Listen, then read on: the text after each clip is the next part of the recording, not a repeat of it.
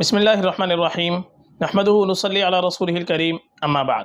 محترم ناظرین کرام، ایک صاحب ہیں سادات جمال ڈوگر، اس آئی ڈی سے سوال ہے اروش نیم کے میننگ پلیز۔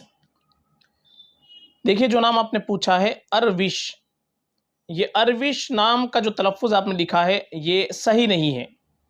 آپ اگر اس کو دیکھیں تو یا تو یہ لفظ ہوتا ہے عروش، حمزہ کے اوپر پیش کے ساتھ یہ لفظ پڑھا جاتا ہے، اور یہ ارشن کی جماعتی ہے، اس کے معنی آتے ہیں تاوان کے، دیت کے، تو یہ نام بھی مناسب نہیں ہے۔ زخم کے بھی معنی اس کے آتے ہیں۔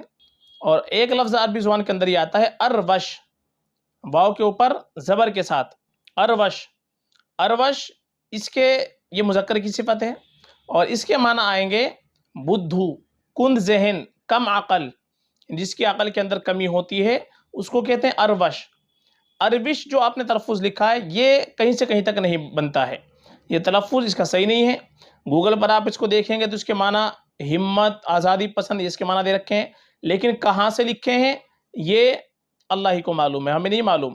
کافی کتابیں ہم نے تلاش کی لغات کے اندر، لیکن کہیں سے کہیں تک اروش جو تلفظ ہے اس تلفظ کے ساتھ یہ لفظ ہم کو کہیں سے کہیں تک نہیں مل پایا ہے۔ اس لیے یہ نام رکھنا بالکل بھی لڑکی کے لیے کسی طرح مناسب نہیں ہے، اور آپ گوگل کے اوپر بھروسہ کر کے کوئی نام نہ رکھیں۔ کوئی بھی آپ نام رکھیں پہلے کسی عالم سے تحقیق کریں، تحقیق کرنے کے بعد ہی اس نام کو رکھا جائے۔